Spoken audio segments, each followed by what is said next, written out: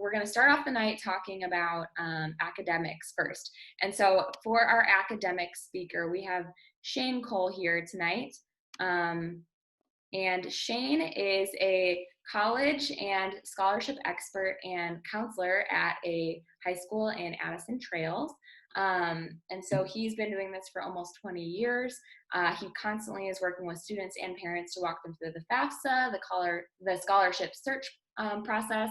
He does a lot of campus visits with students. And so he has really, and he's actually also going through this right now with one of his daughters. So he'll share a lot more personal stories about his expertise. He's also published in the Washington Post. Oh no, sorry, I misspoke. Wall Street Journal. So he definitely has a lot of expertise to bring to the table. And I should mention, he's an award-winning high school counselor. So you have a lot to look forward to there. And right after that, you'll hear from our financial aid expert, Matt Grzetich. He currently works in the financial aid office at a local Chicago school. It's also has a big online presence. So he is in the weeds right now. He's dealing with college financial aid and how that relates to all the changes with COVID-19. And so he's living this every day in his day-to-day job. And so he's, working with college students and families all the time. And so he knows all about how financial aid works. So he's going to break that down for you. I think that's all of my announcements. So I will stop talking now. I'm going to turn it over to Matt, which is our financial aid expert. He's going to kick it off, and then we'll go into the academics. So Matt, take it away. All right, thank you so much, Teddy. Like you said, my name is Matt Grzetich, and I'm going to be talking with you about some of the financial side of things today. You'll also hear from Shane Cole here in just a little bit. So I just want to kind of set the table a little bit, tell you a little bit about this, and Shane will take it away from there, and I'll come back with some financial strategies for you. But just starting off, there's a couple of great resources that you can use. So the first one is going to be finaid.org. This is going to be the resource that, as a financial aid administrator, this is what I would be using, right? If I have a question about something, how it applies to a student's account, where we would put something, how this would work, finaid.org is the resource that I would use. So if you have any questions on any of these things, it's a really great little free resource you can plug in some questions to and get some answers. The other one for the academic side of things is going to be Colleges That Can Change Lives. It's a book that's kind of telling you different ways, different ideas that you might have in the way you look at going to college and the way that you're looking at the college itself.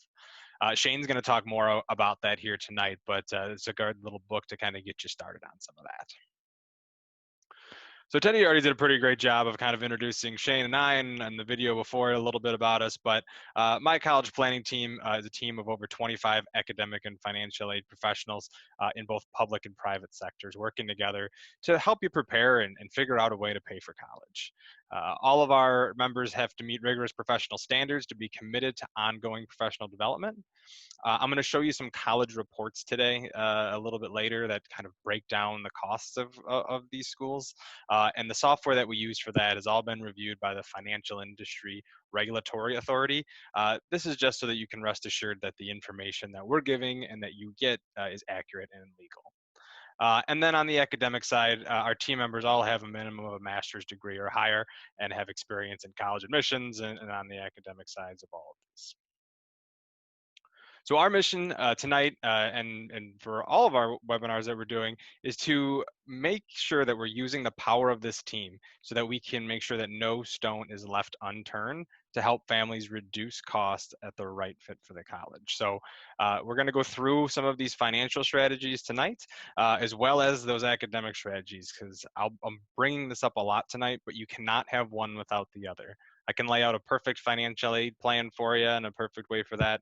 If you don't have that right fit, you don't have that right college, then at that point, it's just not going to work for you. So you want to make sure that you've got that information on both sides of the coin. So a great resource here is a book by Kelman Chaney. It's Paying for College. This is the new updated version, but he's got an excellent quote in his book. And he says, when it comes to paying for college, there are two prices, one for the informed and one for the uninformed. That quote always kind of stuck with me, right? So even being in financial aid for over 10 years, I was kind of like, what are you talking about? The price is right there on the website, right? It seems like it's pretty straightforward. But it's not. There's a lot to it, a lot of moving parts that come through. So it's not quite as bad as buying a used car, but sometimes it feels that way. So tonight we're going to get you started on the process of getting the information about how the financial aid system works so that you can benefit from it instead of allowing it to take advantage of you and going broke in the process. So what do most families do, right? How do you get help in this planning process? There's a couple things. You can look at private scholarships. Yeah, you hear this one a lot, from especially from people that don't seem to have kids that went to college, right? What about these scholarships, these private scholarships? They're out there. Well, they are there, but there's a lot of different ways to look at this. Shane's gonna talk with you about some strategies about getting scholarships, places to look, and some red flags. The one red flag I'll mention now is that you want to check with the college's website to see how they treat private scholarships. You're trying to determine if they're going to let you use private scholarships to fill your unmet need. If not, they might just be reducing any need-based aid that you've already been getting, right? So it's not really helping you at all. So we'll go through an example of that one a little bit later, but just a good question that you want to ask them right off the bat. You can also go with your high school counselors, which are great. They're absolutely there to help you, and Shane's going to talk with you about that too.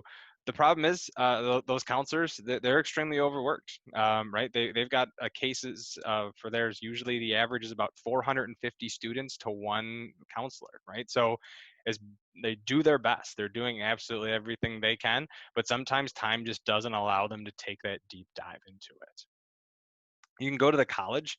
The college itself, it's kind of like going to the IRS and asking them if how do you pay less in taxes, right? They're not really interested in helping with you, and helping you reduce those costs. They're going to say, hey, you have to answer the questions. How you answer them is your own business, right? So they can't really be involved. And finally, the family accountant. And Calman Chaney's book, he's got a quote about accountants. And again, if anyone is an accountant here tonight, these are Calman Chaney's words, they're not mine. But tax accountants who do not understand the financial aid process, and in his experience, that includes most of them, can actually hurt your chances for financial aid. Again, it seems kind of odd, but accountants are in the business of reducing your taxes.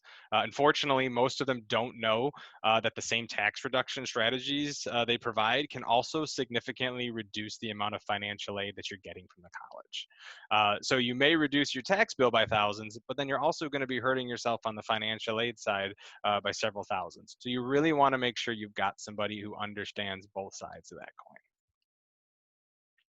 Now, this is the scariest slide I'm going to show you here tonight. I think it is. I hope it is. Anyways, but this is the average cost of attendance, right? So, cost of attendance for a public in-state university is 115,000.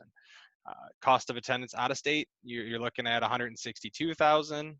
Private college, 203,000, and for those elite universities, you're almost at 300,000. Uh, these are scary numbers, and again, these are based off of a 4-year graduation rate. Shane's going to talk with you about how long it's actually taking students to graduate on average. And spoiler alert, it's a little bit more than 4 years, right? So really getting out within 4 years is going to be the key to all of this. The scariest part about this slide is at the bottom here where it says tuition is growing at twice the rate of inflation. So tuitions are going about 4 to 6% each year. So really something's got to give. And you're probably looking at these numbers and saying, oh, Matt, why are we here? This seems like it's crazy. Is this even a good investment anymore? And I can tell you that it is, right? We know that college is worth it.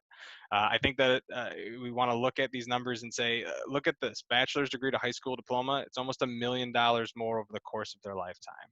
Professional degrees, you're looking at almost $2 million over the course of a lifetime in earnings. So we know that it's worth it. And 92% of people, families, think college is still a good investment. So right, we've got this in place. We think 92%, everyone is pretty much on board saying that college is still a good investment. Now I'm going to put up a little poll here just to show, get your thoughts and kind of see where you're at. Do you think that how many people how much, like, do you have a plan in place to pay for this? Are you in a group like in the 92%? Do you have a plan to pay for all of these for those 4-year college? I'm just going to give that just a minute or two, let you answer those questions, and then we'll roll through.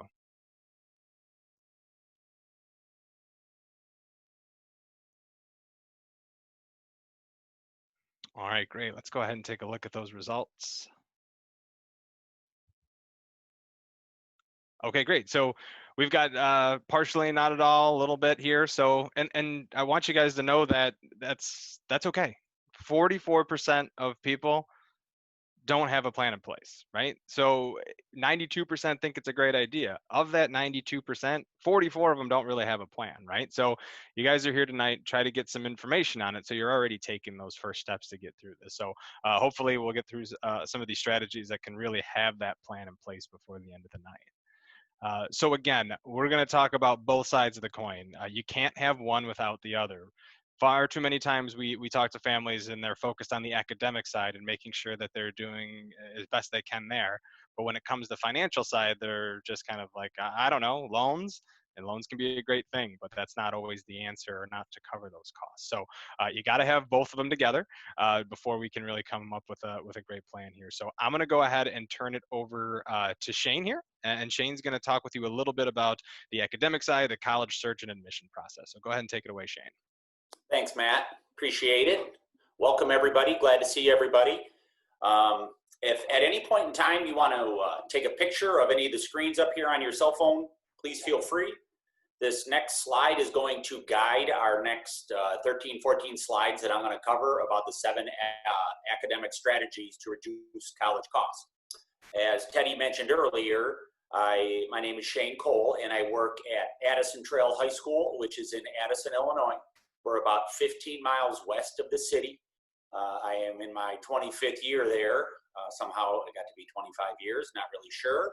And for the last 18 years, the last 17 years, I have been in charge of the college counseling and scholarship counseling as well. So it kind of gives me, I feel like I have a pretty good handle on it. And I especially feel like I have a pretty good handle on it because I have a daughter that's a senior right now. I also have a daughter that's a sophomore. But my senior really been through the process of financial aid, scholarship search, choosing the right fit, and then also finding a school that is financially the right fit. So a good fit for her and a good fit for my wife and I financially. So 7 academic strategies that we're going to use is we're going to work to find our best fit college. We're going to hopefully choose a school where our student, your student, is in the top 25% of that entering freshman class. We're going to talk about improving test scores because test scores are going to get you more merit money. Merit money means free money. We're going to show a demonstrated interest in our top 3 colleges and universities. For super competitive schools, we're going to work to write an outstanding essay, and we're going to work to write an outstanding essay anyways because it may also give us more merit money. We're going to do our best to test out of some of the required courses before our child even steps foot on campus. Hopefully we can do that with the help of the high school as well. And then we're going to look to graduate in 4 years with a bachelor's degree. Okay, so one of the things that we can do is start the college search process early. Hopefully all of you have 9th graders and no older. Hopefully there's some 7th grade, 8th grade parents in the crowd tonight. So starting early is certainly something that is going to reduce the pressure on you and your child, and hopefully increase the opportunities for us to get on campus and really show these campuses that we want to be there. So 9th grade, how do I get my freshmen on campus when they're just figuring out the high school years? Simple. Do the drive-by, do the drive-through campus when school is in session, maybe not even when school is in session. Take them to see a football game, take them to see a women's or men's basketball game. So really simple ways to get on campus. If you're looking at, for instance, going to DePaul University, the next time you drive down to the city, drive through the Lincoln Park campus, see if you can envision your student there. If you're heading down to Disney sometime, hit some of the schools on the way down to Disney. If you're driving through Nashville, stop and see Vanderbilt, Belmont, Middle Tennessee State. As you're driving through Atlanta, stop and see Georgia Tech, stop and see Emory. So those schools are in those areas, and again, that's just a drive-by. Sophomore year, we want to get a little bit more serious. visit, do the official visit, sign up with the schools to do their academic tour. And then by the 11th grade, we should have a list of 3, 4, 5, 6 schools that we're going to be really serious about applying to then our senior year. So when we start early, we're going to reduce the pressure on ourselves. Okay, so how do we know what the best fit is? I think we have to do a little bit of research on ourselves. Not only us as parents have to do some research, but I think that we have to do some research with our kids. So research yourself financially and research your child. So what do I mean about researching your child? Is your kid going to do well at a university that has really large classes? If they go to a chemistry class and there's 500 people in there, is your kid going to be able to survive in a lecture with 500 people? Or are they going to do better in a smaller setting?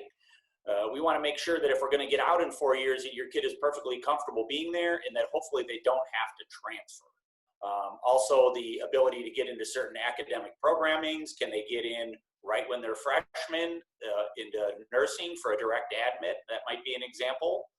Can they get right into the College of Business, or do they have to wait a year or two to apply? So again, finding the right fit. And then once we kind of know what we're looking for financially, knowing what the best fit is for our kid, then we start to research the colleges that kind of fit our mold as well. Finding that right fit is kind of certainly a piece that is really important. Okay, so easy to say, hard to do. Finding the right fit. These are some things that you can look at. Starting financially, I'll kind of start there and I'll end academically. So financially, can we afford to go there? Sticker price is one thing. I can say that from personal experience. I had a child that applied to a school that was going to be about $26,000 a year with room and board. And the other end of the spectrum was my child applied to a school that was about $56,000 a year for a full year.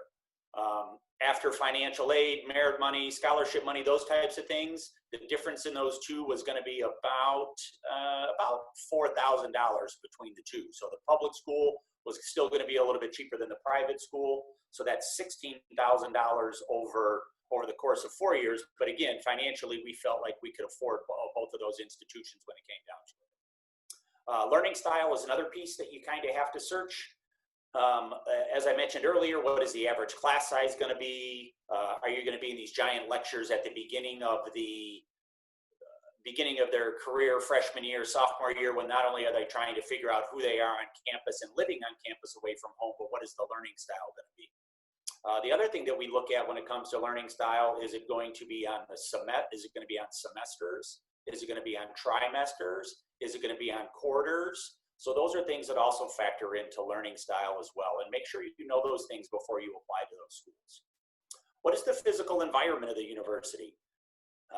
Again, like I said, I have 2 daughters. I have a daughter that probably would not survive in the city of Chicago, at a place like Loyola, at a place like DePaul, University of Illinois at Chicago. There's certainly nothing wrong with those schools, but I just don't see my kid, and I know that my kid doesn't see herself as a place, as being in the city. So ultimately, she chose a place in kind of a suburban type area in Michigan where she is going to choose to go. Socially and culturally, me personally, I graduated from this really great place called Southern Illinois University in Carbondale. I loved it. I loved it for a number of different reasons. Academically, it was a good fit. Financially, it worked for me. But I really like to do things like hunt, fish, kayak, canoe, hike, camp.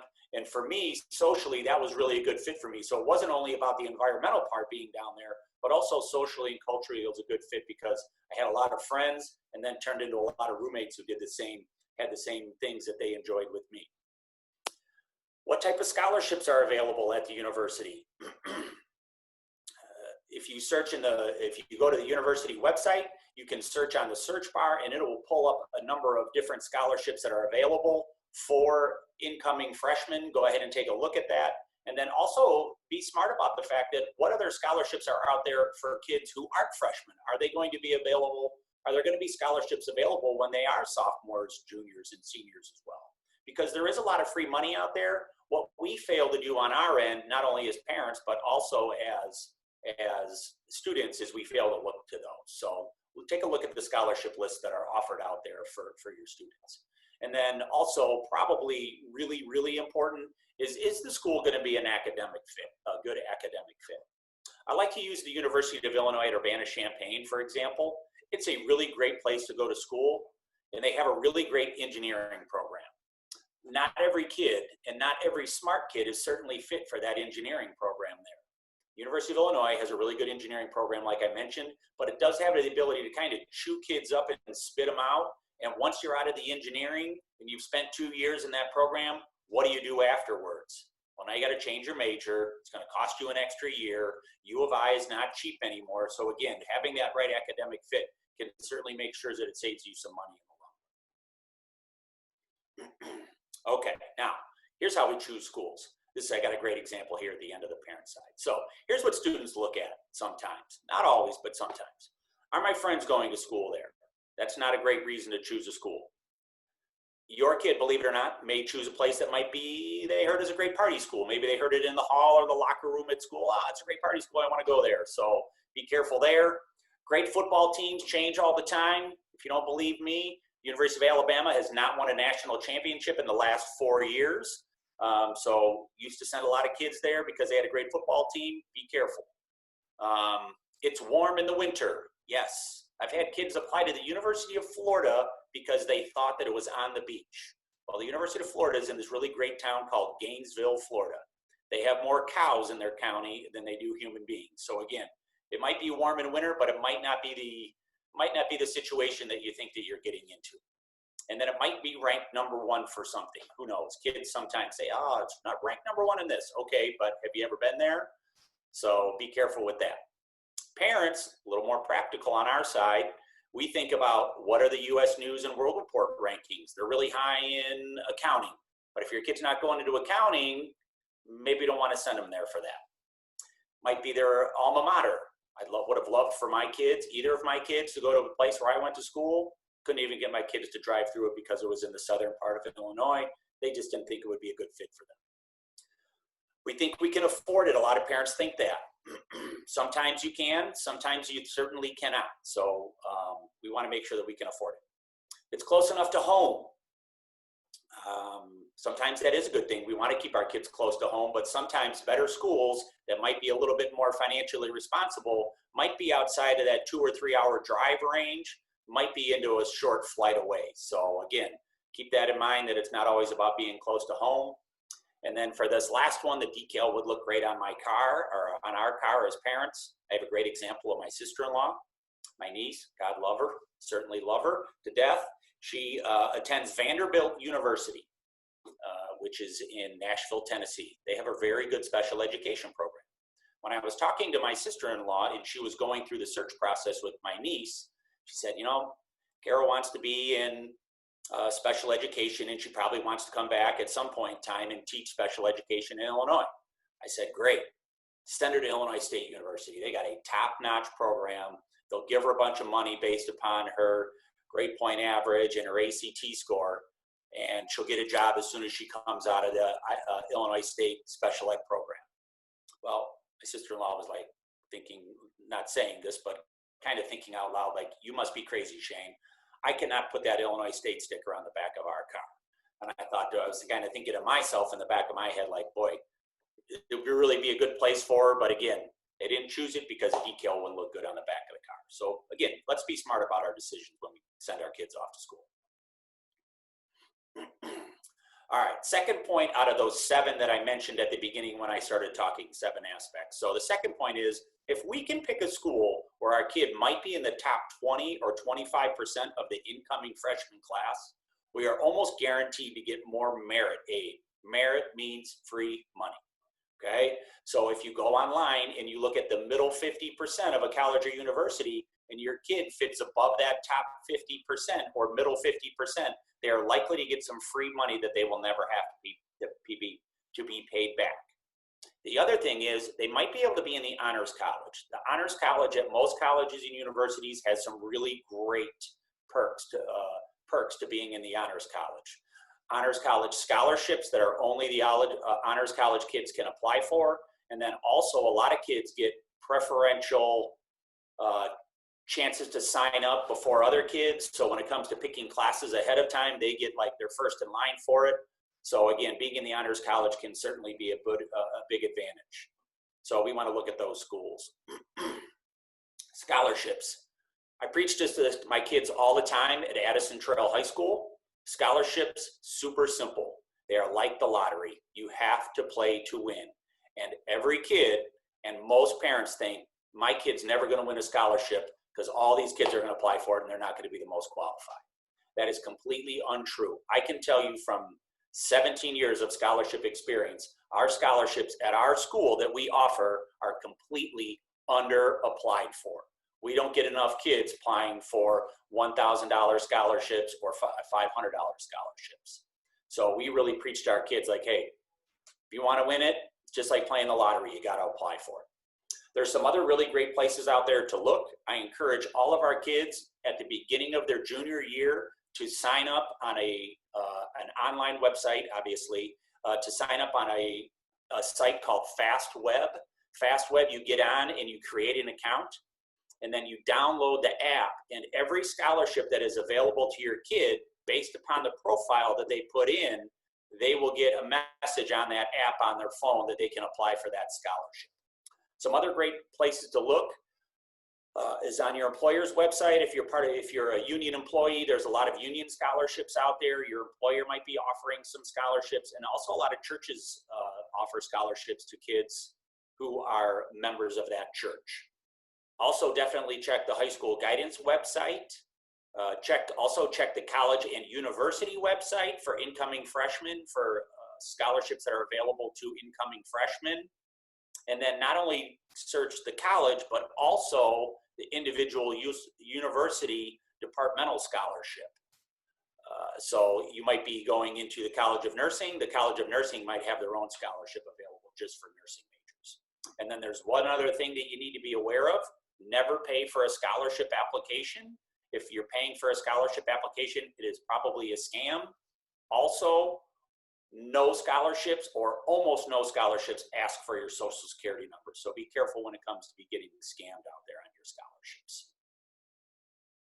Okay, increasing our merit aid by improving test scores.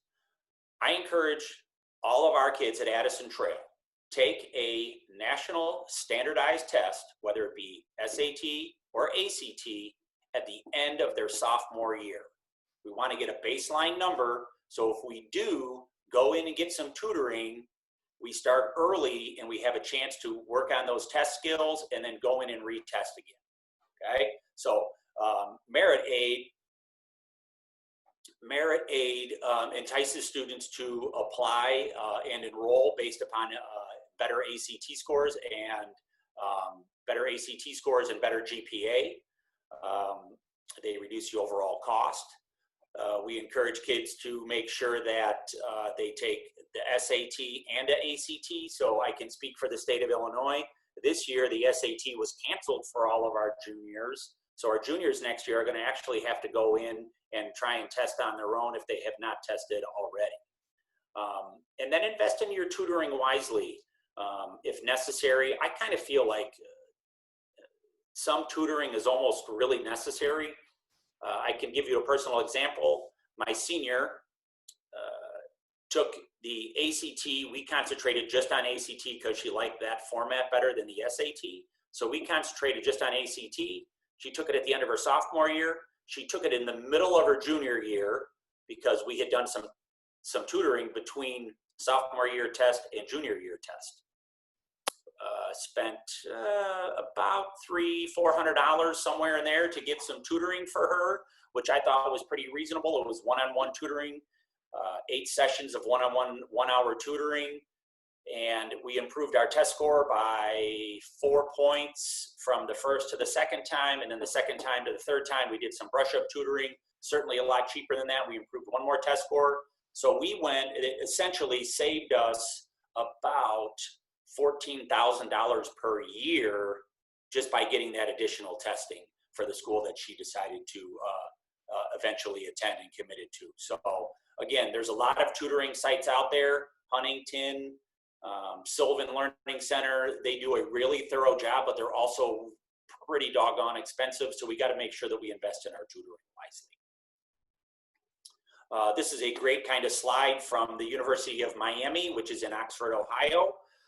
If you look at the non-resident scholarships, unless of course we have some people from Ohio, just by improving your test scores 1 point or maybe 2 points, 3 points in there, you're looking at saving substantial amount of money. Just going from a 27 to a 28 ACT for out of state, you could potentially save yourself $5,000 a year. 4 years, that's 20 grand that you saved yourself on maybe investing in $500 worth of tutoring. So it is definitely worth it.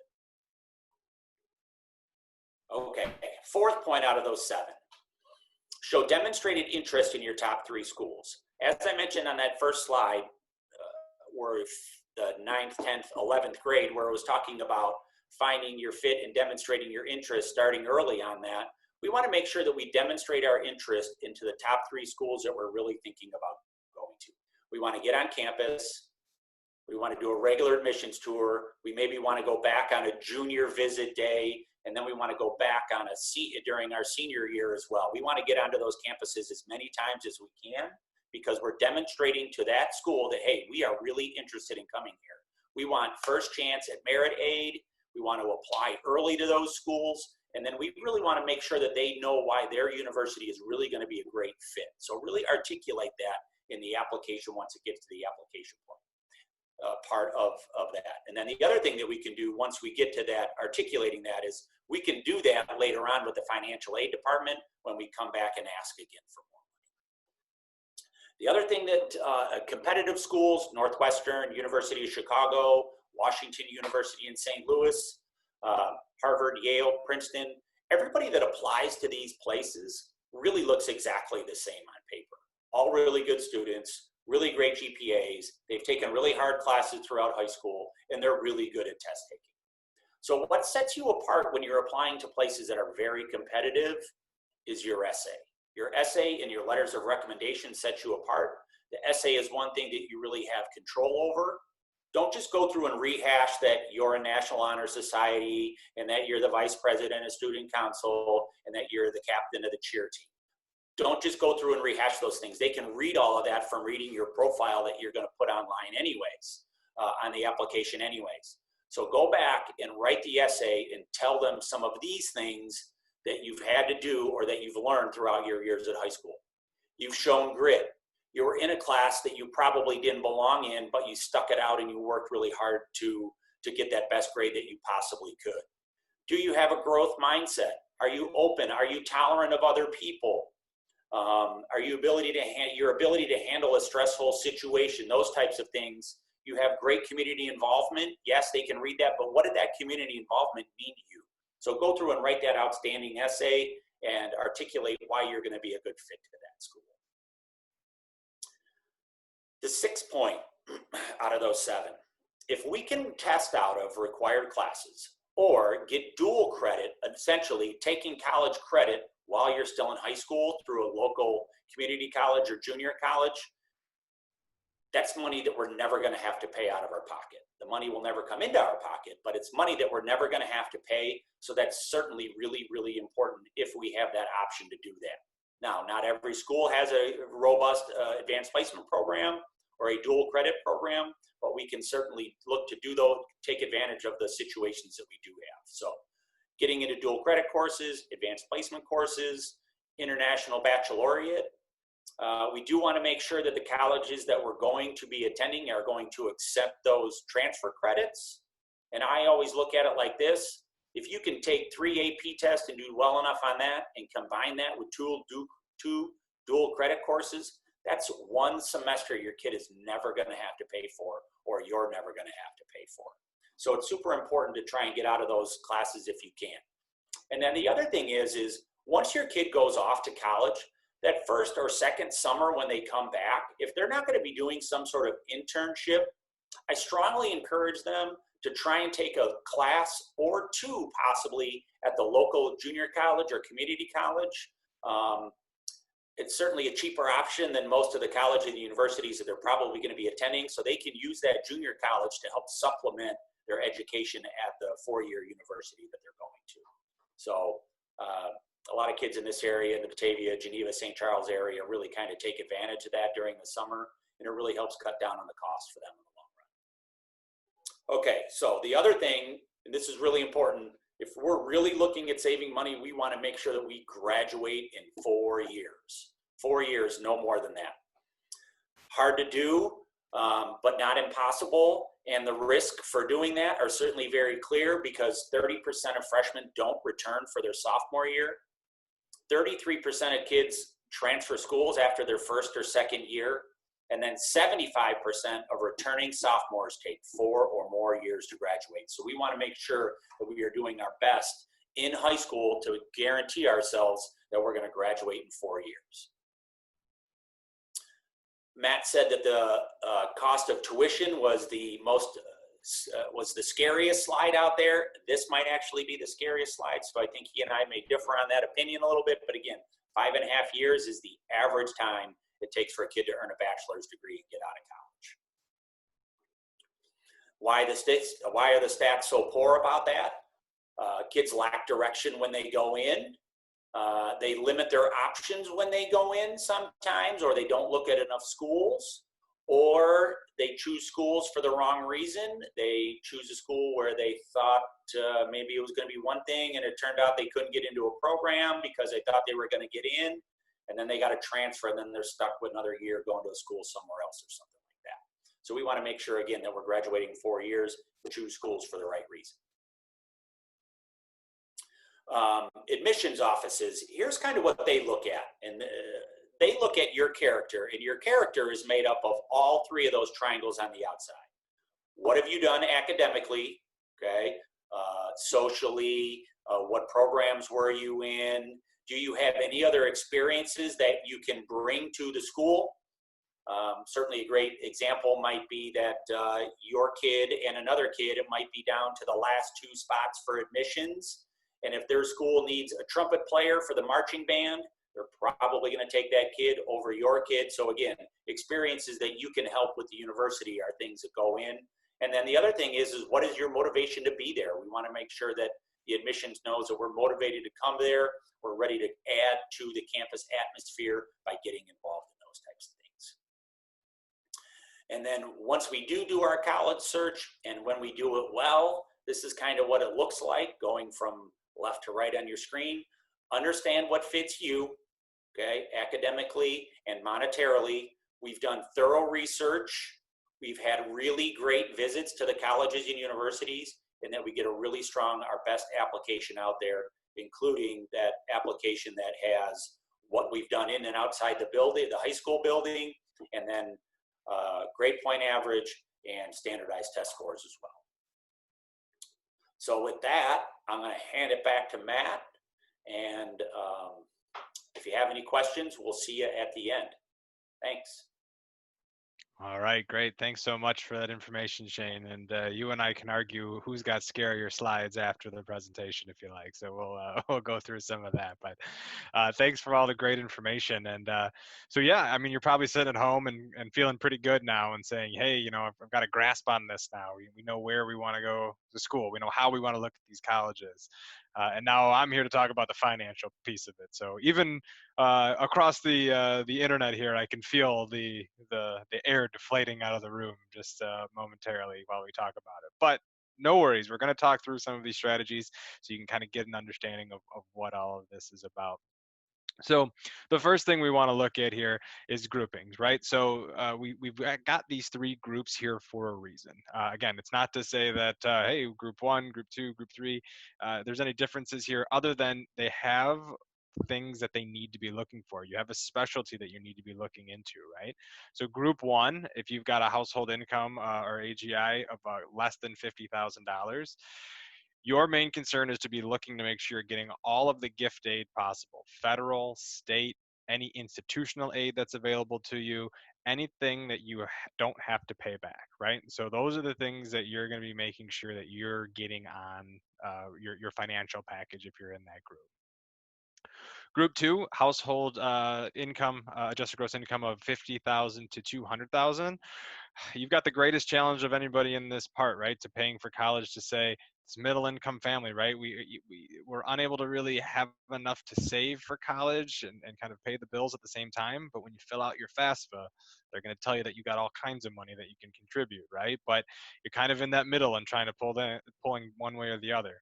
So a lot of the strategies that we're going to talk about tonight are really going to be helpful for group two to kind of utilize these to help cover some of those costs. Now, group three families, you're going to have less opportunity for any need-based aid. You're usually going to be having to apply some advanced tax strategies to really have an impact on what you're paying for college. But at the same time, there are some of the asset strategies and some things you can apply that might be able to assist along the way. So how are we going to pay for this, right? This is the look that I see on most parents' faces when they do come through into my office, and they're like, I don't get it. I don't know what we're going to do. So there's a couple different options here right off the top, right? So you can use your present income, which is a wonderful thought, right? If you were able to do that, you might not be here talking to us here about some of these things tonight. But it's hard enough to pay the bills and cover your monthly monthly living costs, and still have money to pay for college at the end. So not really the best option. We can also dip into retirement savings. Now, this is something that we are never ever going to recommend. Reason one, you're just kind of robbing your future to pay for today for a child's education. Another reason that it's a bad idea is that every time you take money out of that retirement savings and you make that distribution, what happens is that money then shows up on your taxes next year's income. And guess what? Each year your EFC is going to increase because it's going to look like income. And finally, when it all comes down to it, you've drained your savings, retirement savings to help pay for college, and then you look to your child and say, "Hey, are you going to cover those bills for me?" And they are like, "Hey, no, I got to get out of college and get a job." So it's always just something that we don't recommend doing. You can use your college savings accounts. 529 plans are great. What we see is that a lot of times that students have enough to have 1, maybe 2 years covered on that 529, and then they run out, and then they don't really have an idea of what to do past that, right? It's kind of like, I'm not really sure where to go from there. So making sure you know how far your 529 is going to go. You can take out student loans. Now, this is one that is kind of sounds odd, but we do recommend in terms of student loans, right? Having the student take out loans in their name gives them a little skin in the game, gives them a little bit of more gravity to the situation. They're understanding that this is real. It's not just out there on mom and dad's dime. So there's some other strategies about these that we'll talk about at the end of the webinar here. It kind of goes through the positives and negatives of the different kinds of loans. We can get scholarships. And again, Shane talked about that. Who doesn't want more scholarships, right? Go ahead and apply for as many you can, follow those guidelines that Shane had given you. And then really, like I talked about at the beginning, make sure you understand the college's policy on how they're going to treat those scholarships. You want to make sure that they are applying them, in a way that's going to benefit you and not just replacing other gift aid. You can choose a less expensive school, which is something we're also never going to recommend. We've got a great example as to why coming up.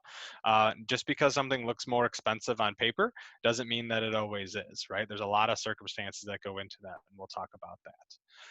And finally, you could always call relatives. Maybe great Aunt Lucy's got some coffee cans full of cash in the backyard buried that she's looking to give out. If so, wonderful. Let's utilize that. But at the same time, how that goes in terms of who pays the school is going to matter. So if great Aunt Lucy sends the check directly to the school doesn't know what to do with that. We're going to talk about that example coming up. So making sure that we're keeping everything in the parent or the student's name as much as possible. All right. So what these groups kind of break down to, right? So group one families, you're looking at the need-based aid, right? The Pell, the SEOG, and MAP grant. Those are the monetary awards that we're saying really make sure you're looking to get those applied. Those are gift aids that don't need to be paid back. Now, on the other side of it, there's the non-need-based aid. So these are going to be things that most likely you're going to be eligible for. Work study. Now, work study is the one example that Group 3 families, you might not be eligible for work study, and that's based off of a lot of factors in the financial package. So this one that might not necessarily work for families in Group 3, but Group 2 federal work study is definitely something you'd be looking at. These are just on-campus jobs that your child can have that helps them kind of earn some money and pay for that education. Now, the one that everybody's eligible for is going to be the federal Stafford direct loans and the Parent Plus loans. Again, we'll talk about these more coming up and the differences on these, but those are going to be things that you want to be looking out for, and some things that you can utilize to your benefit. So how do we get all this money, right? Matt, you said there's gift aid out there, there's loans. How do we get it? Well, the first thing we need to do is complete the FAFSA. FAFSA is the free application for federal student aid. It's best to complete it early. So as of right now, you can fill it out as early as October 1st of each year. So the one thing we really want to stress here is that it's actually, you got to fill it out accurately, right? Don't make mistakes on it if at all possible. Obviously, you're trying to avoid that. The problem is you can get selected for verification. If you get something wrong, then all of a sudden your financial aid package changes, right? So those can cost you thousands of dollars in a school you thought you can afford, you no longer can. So you really want to make sure you're doing your best on that. And it does need to be updated yearly. Right now, so if you have a student going into the 2021 award year here, what you'll be looking at is your 2018 taxes. So it's a 2-year look back. So that's why we're really stressing that it's important to start early, because if you're looking to make any financial changes, it's really a 2-year look back. So you got to make sure you're looking on that. So after you fill out your FAFSA, you put all your information in, what it kicks out is called a SAR, or a student aid report. It gives you a chance to review it and kind of go over, make sure your information is correct. You've got all the colleges you've listed on there, and be prepared to verify your information. So that's what I do at the university that I work for. So whenever you hear somebody who has an awful experience and says how much they don't like financial aid offices, I'm one of those reasons. And it's because if there's things that don't look right or aren't really passing the smell test, so to speak, we have to get documentation on that. So we can ask for taxes, W-2s, statements of bank statements, anything that we're looking at, we can verify all that information. But most importantly, what it does, the SAR gives you your EFC, or expected family contribution. And to answer your question, yes, in financial aid, we love our acronyms. It confuses families, and it also makes us sound really smart in financial aid offices, and we feel like we're talking in code and we're in the cool club. But the EFC is basically what you're expected to pay. It's after they put in all that information that you put on the FAFSA. It's what the government thinks that you can readily afford to pay for college. Obviously, the objective here is to lower that EFC. The lower your EFC, the less you have to pay for college. And the good news is, out of all this, is that we do have some control over that. So what affects that EFC is the type of assets. So is it a savings account? Is it a retirement account? Who owns the asset? Is it a parent savings account? Is it a student savings account? And who earns the income, the parent versus the student? We're going to dive a little bit deeper into this in just a little bit as well, but those are the main factors on what's determined in that EFC. So we've got one more acronym here for you, COA, or cost of attendance. This is basically what their cost is for that year. So the formula that you really got to look at here is cost of attendance minus your EFC equals your financial need. So just an easy example here. If the college's cost of attendance is $50,000, and your EFC is $30,000, right? So you have a demonstrated financial need of $20,000. So right now, the EFC, it's kind of, you're on the hook for that, right? You're on the hook for $30,000. Now we're trying to figure out how do we fill that $20,000, right? How do we get that financial need down? Different colleges are going to fill that percentage of your financial need in different ways. I've got an example coming up. Some will say they'll advertise it. They fill 70% of your need.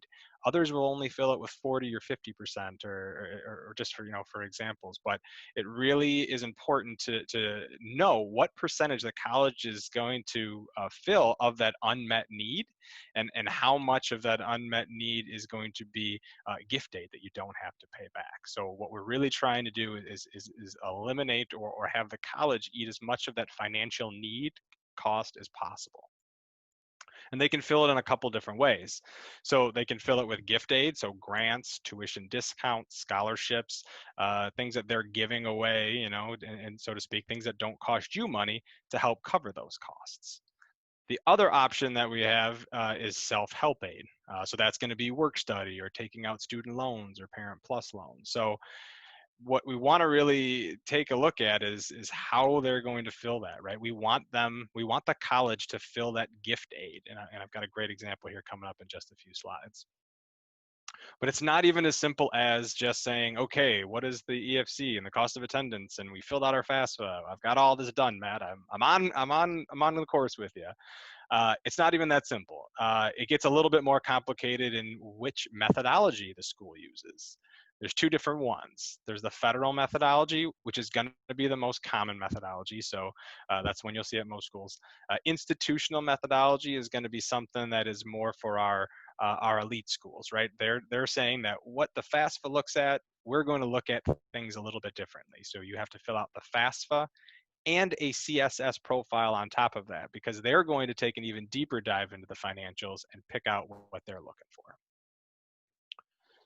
So here's a great example, right? This is a sample family that we came up with just to kind of take a look at 3 different schools and figure out, which one is more affordable for the family, right? So we've got a family, they've got $100,000 adjusted gross income.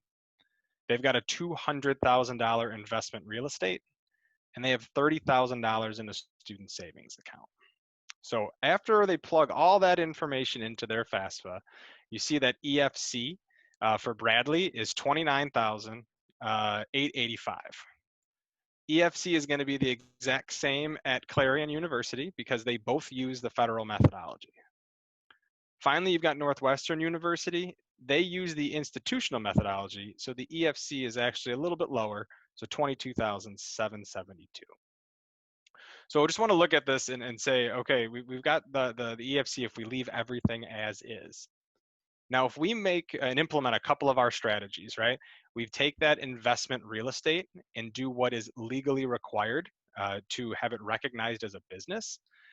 That $200,000 investment real estate will then become part of a business, and that is not asked on the FAFSA. Small business value is not requested on the FAFSA. If we do that, along with taking that $30,000 from a student savings account and moving that into the parent savings account, we can look at this after column.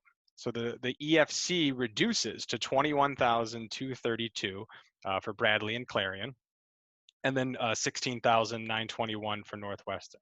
So right off the bat, we're making significant changes on minor changes, I should say, but making significant differences, right? So we're talking about almost $8,000 difference by making those two things that are within your legal rights to absolutely do.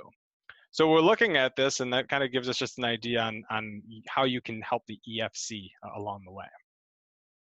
Now, let's take a look at the costs of these schools, right?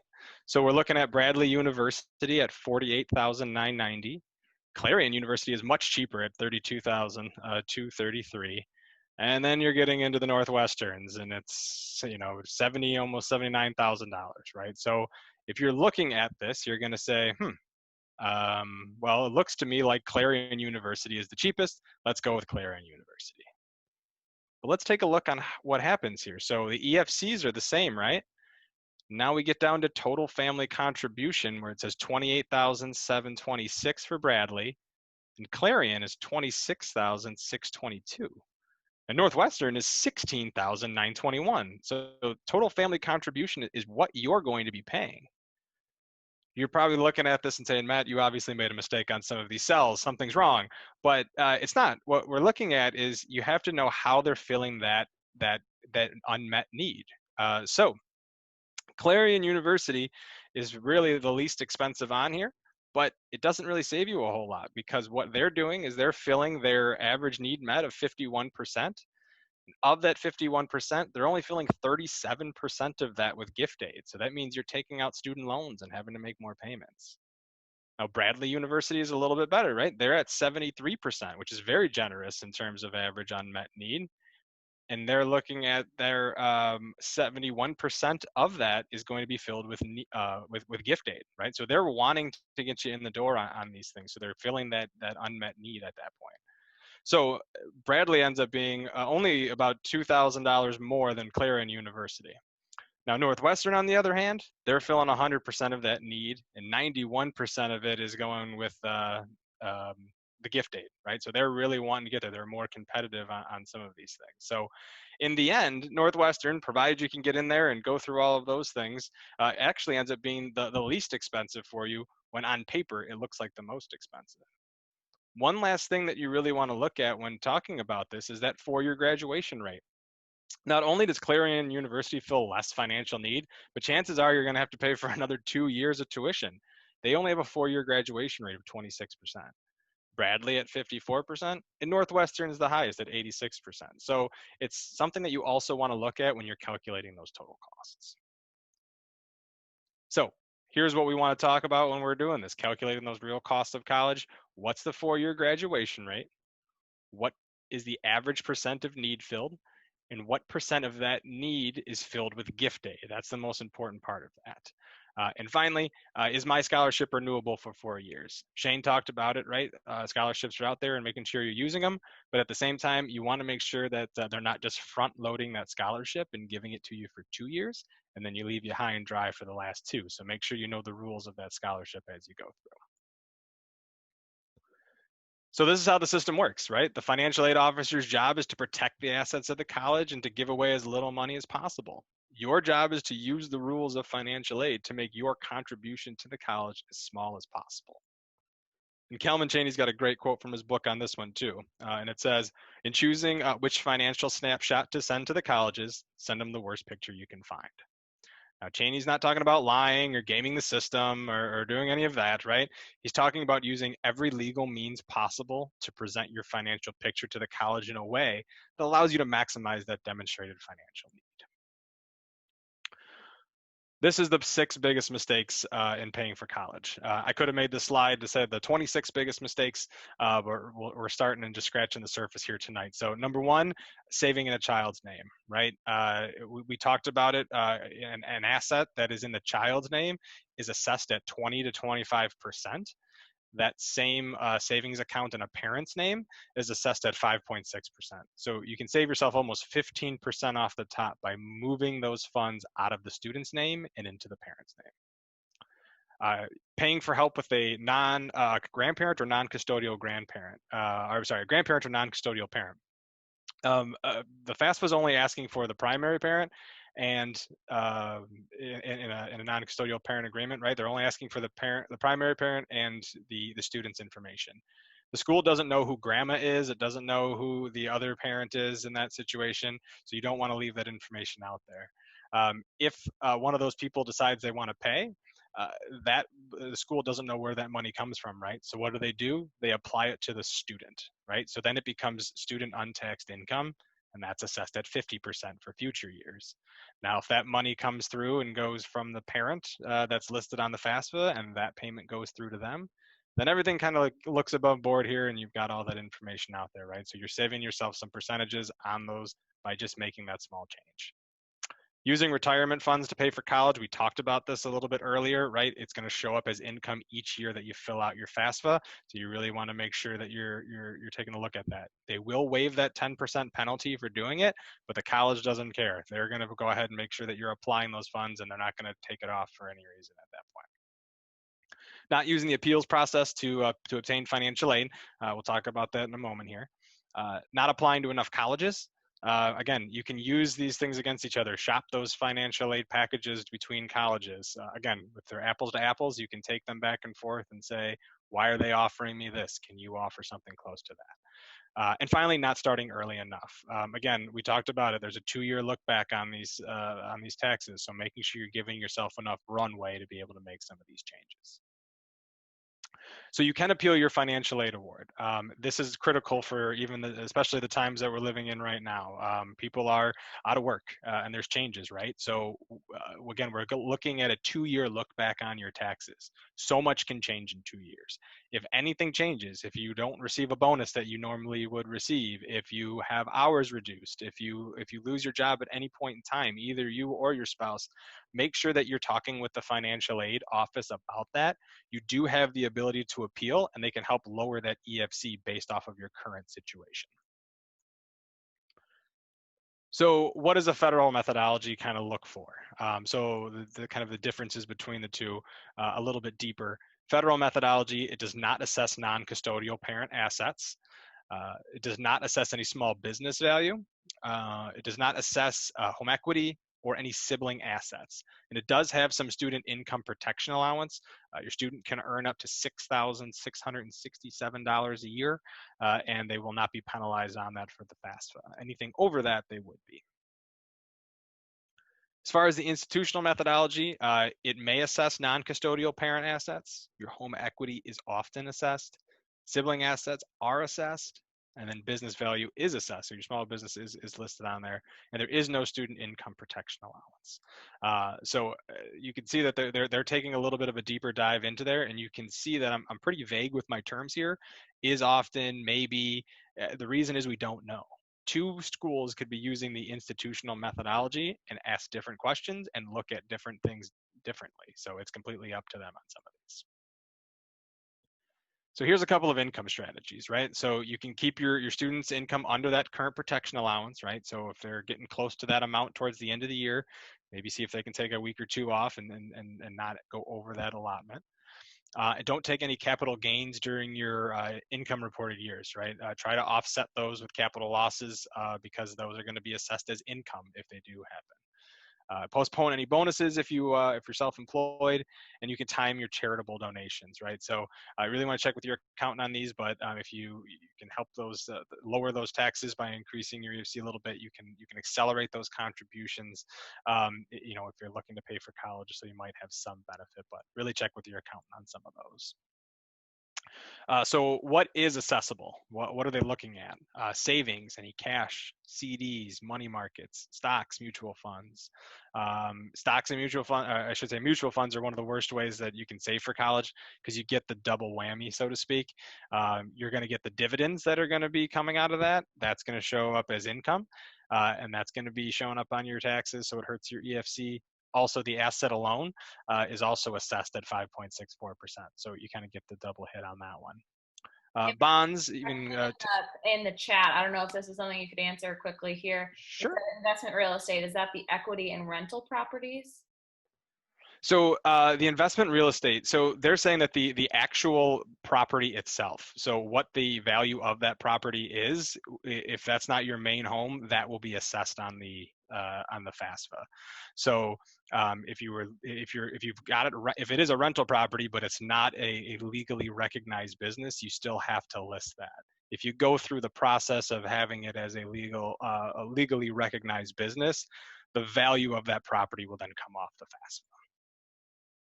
I hope that answers your question. If not, we can follow up here a little bit as well. But thanks for letting me know, Teddy. So other things that are accessible, bonds, even tax-exempt bonds, custodial accounts, UGMAs, UTMAs, 529, Coverdell's, as well as any vacation homes that you might have. So what is not assessed? Retirement accounts, so 401k, IRAs, they will not be assessed on the FAFSA. Any personal items, cars, furniture. So, dads, if you want to go out and buy yourself a new sports car, go for it. You want to buy mom some new diamond necklaces. Again, this isn't good financial advice, but it's not going to hurt you when it comes to the FAFSA. Home equity, again, accept those CSS profiles so that institutional methodology schools, they may look at that. And any cash value held with any life insurance policies or any annuities as well. So those are things that are not going to be asked about on your FAFSA. And then real quick, I promised you I'd take a look at some borrowing strategies here. So student loans, they're generally a better choice, the federal student loans. They're at fixed rates. They're not credit-based. So just by filling out the FAFSA, your student is eligible for them. They do have loan origination fees. But the real benefit to the federal student loans is the repayment options. So there's a income-driven repayment where it caps your payments at 10 to 20% of your income. Odds are you're coming out of school, that's going to be your least paying job, so you kind of want to base those payments off that. And you've also got the public service loan forgiveness. So if you're working for a nonprofit, the balance can be cleared after 10 years for working for a qualified employer. So there is some options there. Private loans, some people like to go that route. They may have lower interest rates, but those are based off of credit, right? So typically your child going to school probably doesn't have any credit built up yet, so you end up having to co-sign for those loans. Typically, there are no loan origination fees, but the biggest negative is there is no income-driven repayment or forgiveness. It's a traditional loan. You take that loan out, you got to pay it back. There's no other options on that one. Parent Plus loan, real quick. This is going to be something that there's pros and cons to it, and it can be really situational based, but it can be repaid based off of one parent's discretionary income.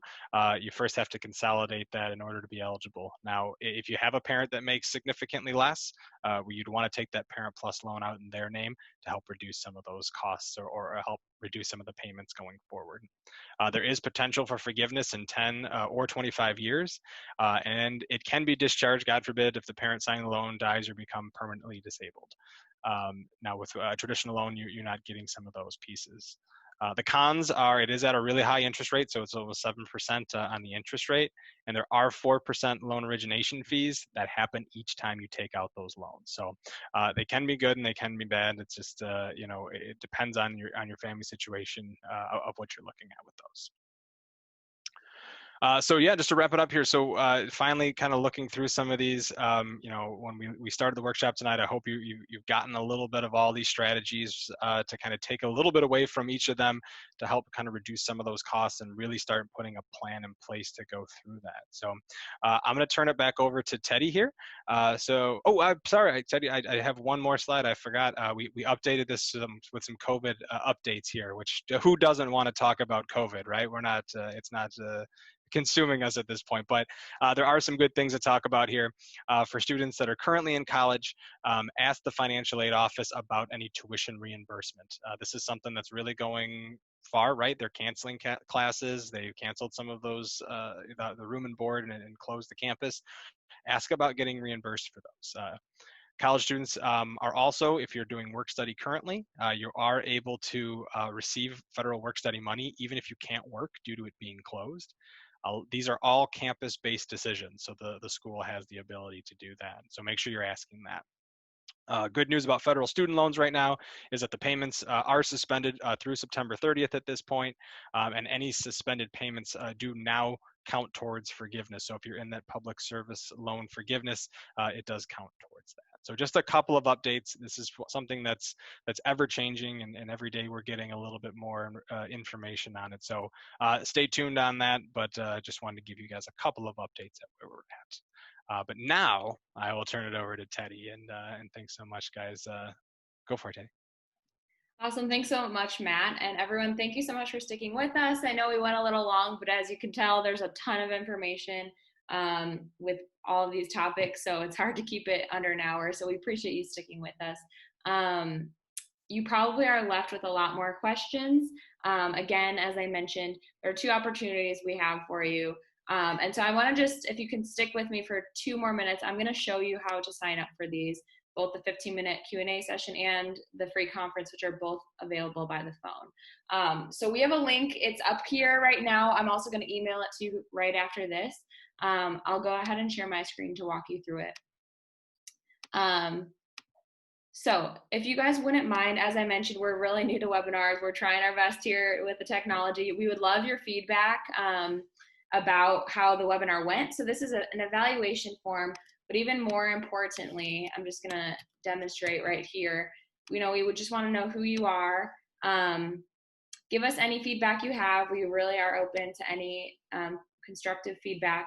But then the most important thing is right here at the end of this evaluation form, it says, can we contact you via email with more information about check one or both of these if you're interested, again, in either the free 15-minute Q&A session or the 1-hour free conference. In the 1-hour free conference, I highly recommend that the case studies that Matt went through, where it showed that Northwestern was actually more affordable for that hypothetical family. In the free financial aid conference, our founder will go through that with you. So he'll look at your family's financial information, estimate your EFC, and then also run those reports for 3 colleges that your students are interested in. So it's an awesome way, even if you just do that 1-hour free conference, to really get going and start comparing schools that you're interested in. So again, just check those and submit the form if you're interested. There's also a link here if you want to just go ahead and sign up right away. It will take you to a scheduling link. When this loads in just a second, it's going to show a calendar. You can just select the day and time that you're available, and then our founder, Jack, will call you at that time and do your free either phone conference or 1-hour deep dive. I don't know why it's not loading right now, but we have a different link for both the phone session, which will be with one of our financial aid experts, and then the free conference, which is with our founder.